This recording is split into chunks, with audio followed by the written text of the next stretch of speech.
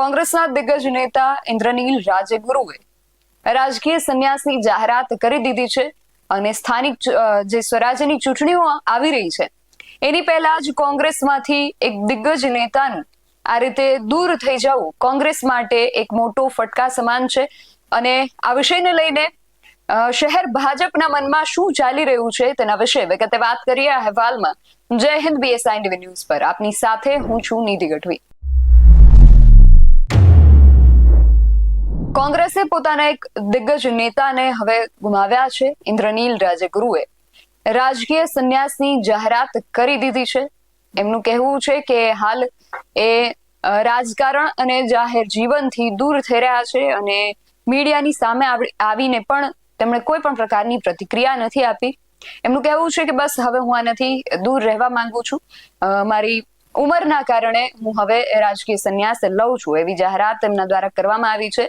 શહેર કોંગ્રેસે પણ આ વિષયને લઈને પ્રતિક્રિયા આપી છે, પરંતુ આ વિષયને લઈને શહેર ભાજપ શું વિચારી રહી છે, ભાજપના મનમાં શું ચાલી રહ્યું છે એ જાણવાનો પ્રયાસ કરવા માટે આપણે રાજકોટના ભારતીય જનતા પાર્ટીના જે આગેવાન છે, એના પ્રવક્તા છે કેયુરભાઈ ઉનડકટ, એમની સાથે વાત કરીએ અને જાણીએ કે ભાજપ આ વિષયને લઈને શું માની રહી છે। કેયુરભાઈ, રાજકોટ કોંગ્રેસને લઈને આ મોટા સમાચાર સામે આવ્યા છે। કોંગ્રેસ કહી શકાય એવા નેતા પૂર્વ ધારાસભ્ય ઇન્દ્રનીલ રાજગુરુએ રાજકીય સંન્યાસની જાહેરાત કરી છે। તમને શું લાગે છે, શું હોઈ શકે છે કારણ?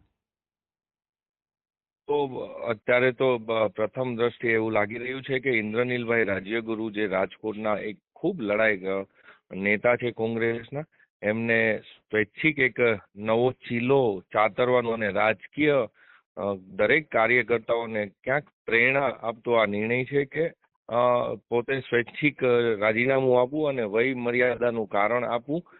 જોકે રાજકીય આના અનેક પહેલુઓ અને પાસાઓ હોય છે, પણ આશા છે કે જે વાત છે વય મર્યાદાની અને જે એક નવો ચીલો ચાતર્યો રાજકીય રીતે આવડા મોટા દિગ્ગજ નેતા અને રાજકોટના એકદમ ફાઇટર લીડર, એમને આજે ચીલો ચાતર્યો તો આવનારા દિવસોમાં રાજકીય ક્ષેત્રના દરેક આગેવાનો અને કાર્યકર્તાઓએ આમાંથી એક વાત શીખવાની રહી કે જ્યારે આપણને એવું લાગે કે બસ હવે આપણી આ ઉંમર અને આ ઘણા વર્ષો સુધી આ રાજકીય રીતે આપણે લોકસેવા કરી, ત્યારે આપણને જ્યારે સંતોષ હોય ત્યારે મૂકવું, કેમ કે રાજકારણમાં આખરે મૂકવું એ પ્રક્રિયા જ બહુ આકરી છે।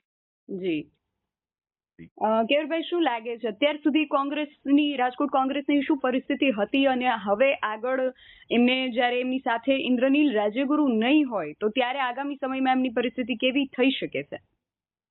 જાહેર જીવનની અંદર કોઈ પણ પાર્ટી હોય એમાં જે સક્ષમ નેતૃત્વ હોય, એમના સંન્યાસ અથવા એમના કોઈ પણ રીતે રાજકીય રીતે સાઇડ થતા હોય, ઘણીવાર જૂથબંધીઓ થતી હોય, ત્યારે આવા અનેક રાજકીય મજબૂત નેતૃત્વ જ્યારે સાઇડ લાઇન અથવા સંન્યાસ તરફ જતા હોય ત્યારે 100% એ જાહેર જીવનને, એ પક્ષને અને ખાસ કરીને પાર્ટીને, પક્ષને ખૂબ મોટું નુકસાન થતું જોવા મળી રહ્યું હોય છે મોટા ભાગના કિસ્સાઓમાં। જી, અને કેયુરભાઈ, થોડા સમય અગાઉ જ ઇન્દ્રનીલ રાજ્યગુરુ પર એમના જ પક્ષના પૂર્વ કોર્પોરેટર પ્રવીણ સુરાણીએ આક્ષેપો કર્યા હતા અને એ બાદ લગભગ 1 મહિના જેટલા સમય બાદ જ ઇન્દ્રનીલ રાજ્યગુરુનું આ રીતે અચાનક રાજીનામાની જાહેરાત ને તમે કઈ રીતે જુઓ છો?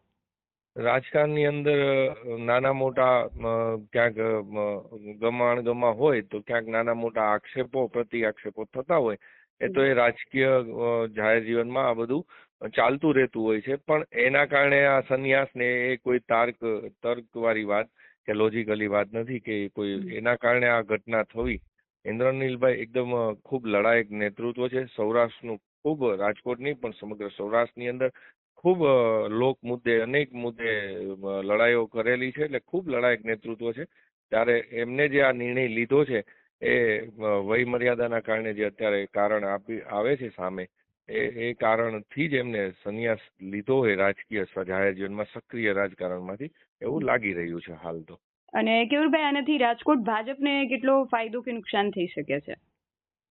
રાજકોટ ભાજપને ફાયદો નુકસાન કરતા આ કોંગ્રેસની એક આંતરિક વાત છે। ત્યારે ભારતીય જનતા પાર્ટીએ તો હંમેશા લોકોની વચ્ચે રહીને, અને કોઈ પણ પાર્ટી હોય એમને આખરે તો લોકોની વચ્ચે રહીને લોકસેવાના કામ કરીને એનાથી જ મતો મળતા હોય છે ને એનાથી જ ફાયદો કે નુકસાન થતું હોય છે. એટલે ભારતીય જનતા પાર્ટીને આમાં કોઈ સીધી રીતે ફાયદો નુકસાનની કોઈ વાત ન હોય, પણ જ્યારે આવડા મોટા રાજકીય નેતા જે ખૂબ લડાયક છે, જેમને રાજકોટ માટે, સૌરાષ્ટ્ર માટે અનેક લડાઈઓ કરી હોય, લોક પ્રશ્ને વાચાઓ આપવા માટે ખૂબ પ્રયત્નશીલ રહ્યા હોય ઇન્દ્રનીલભાઈ, ત્યારે એમનો આ સંન્યાસથી ક્યાંક જાહેર જીવનને પણ એમની ખોટ અને લોકોને પણ સક્ષમ નેતૃત્વની ખોટ વર્તાય છે જ્યારે તે સક્રિય રાજકારણમાંથી અલિપ્ત થવાની વાત આવે ત્યારે. આખરે આ લોકોને નુકસાન છે, પાર્ટી કે એ પોલિટિક્સને ફાયદો નુકસાનની વાત નથી, કેમ કે જ્યારે જાહેર જીવનના કોઈ પણ લડાયક નેતા, સક્ષમ લીડર ત્યારે સંન્યાસની વાત તરફ હોય ત્યારે હંમેશા લોકોને સબળ નેતૃત્વ ક્યાંક ન મળે તેનો વસવસો હોય છે. જી કેયુરભાઈ, આપ અમારી સાથે જોડાયા તે બદલ આપનો ખૂબ આભાર. Thank you.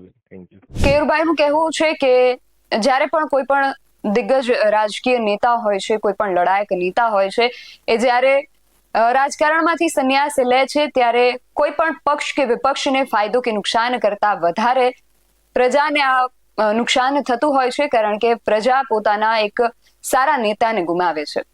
ભાજપની આ પ્રતિક્રિયા સામે આવી છે ઇન્દ્રનીલ રાજ્યગુરુના રાજીનામા બાદ.